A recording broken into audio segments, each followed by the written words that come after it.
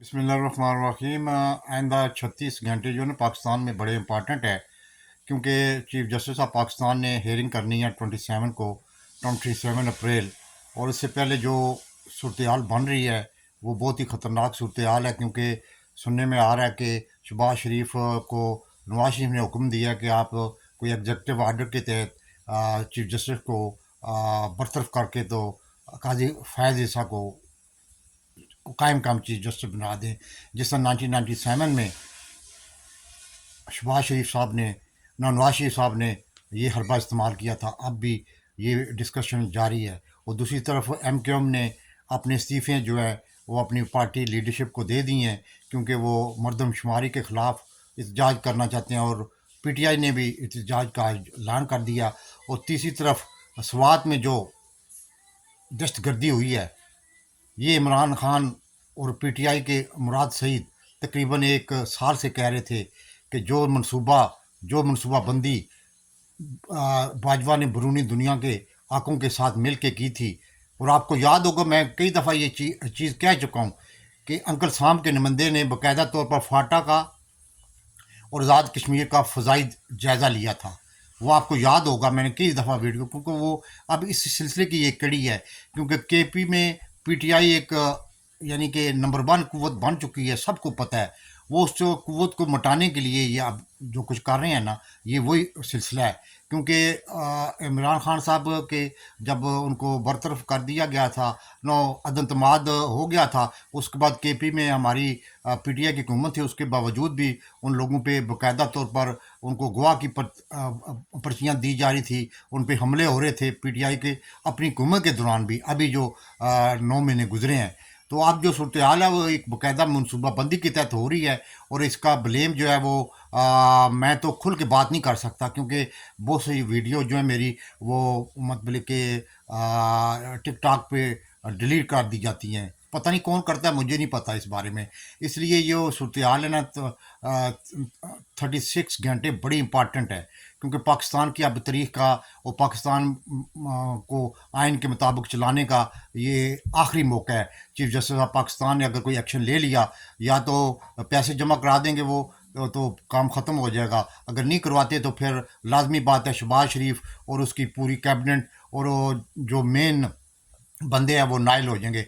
आज जो ISPR की कॉन्फ्रेंस हुई है वो भी एक प्री प्लान का हिस्सा है, क्योंकि PM जो इम्पोर्टेड हुकूमत है वो जिस तरह की हरबे इस्तेमाल कर रही थी, जिस तरह की बाकायदा तौर पर लोगों को बता रही थी कि जो फ़ौज है ISPR, इसीलिए उन्होंने तरदीद कर दी है कि हम सबके साथ हमारे लिए सारे जो है ना काबिल एहतराम है और मोहतरम है। लेकिन जो तासर PDM हुकूमत दे रही थी, शहबाज शरीफ के मिनिस्टर सरेआम तासर दे रहे थे कि ये हमारे साथ आसिम मनीर है और जो कुछ हो रहा है उसी के कहने पे काम कर रहे हैं। तो इस तासर को ज़ायल करने के लिए ये प्रेस कॉन्फ्रेंस की गई है, वरना इसका कोई और मकसद नहीं था। और जिस तरह का कल मैंने आपको पहले ही कल रात को 2 बजे मैंने वीडियो बना के दी थी, पाकिस्तान में उस वक्त सुबह थी, कि जो इमरान खान साहब से टॉप जर्नलिस्ट की मुलाकात हुई है, वो बड़ी इंपॉर्टेंट मुलाकात थी।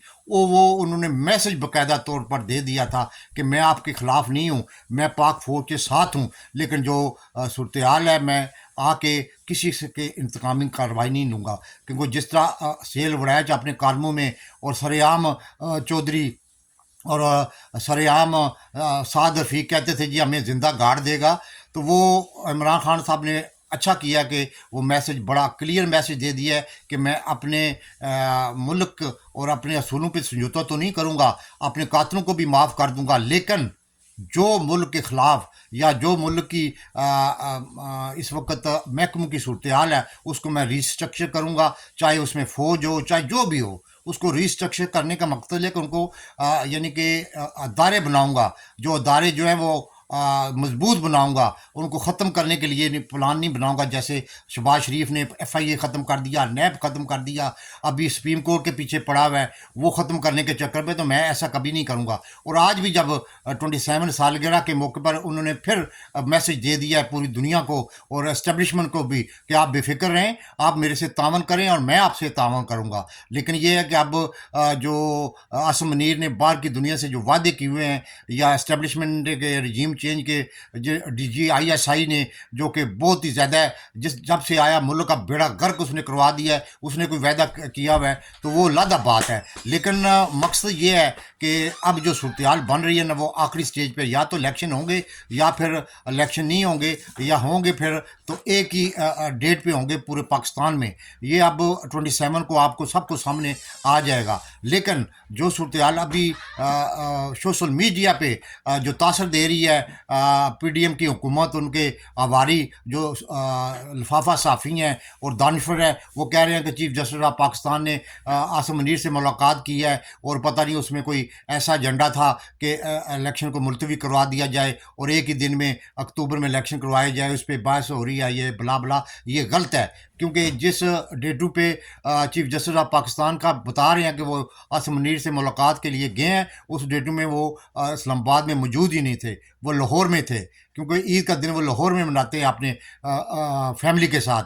और जिस वक्त की ये और ख़बर दे रहे हैं, उस वक्त आसिम मुनीर कल से वो चाइना चला गया है। तो ये सब झूठी खबरें आप फैला रहे हैं किसी तरीके से, लोगों में परसेप्शन बनाई जाए कि पाकिस्तान में अभी सब जो है ना मुक मका हो गया। लेकिन ऐसी बात नहीं है। अब ये 36 घंटे बड़े इंपॉर्टेंट है। अल्लाह ताला से दुआ कीजिए कि पाकिस्तान पे रहम करे, पाकिस्तान को इस दलदल से निकालने के लिए चीफ जस्टिस जो किरदार अदा कर रहे हैं उनको उसमें कामयाबी दे। और PTI भी कोशिश कर रही है इस दलदल से निकालने के लिए। लेकिन यह है कि अगर ये डर रहे हैं, सारे डर रहे हैं, जिसमें सियासी पार्टियां भी डर रही हैं, एस्टेब्लिशमेंट साफ लफ्ज़ों में। कल जो मुलाकात हुई है उसमें एक जर्नलिस्ट ने सेल वड़ाइच मालिक और मीर बुखारी ने यही बातें की हैं।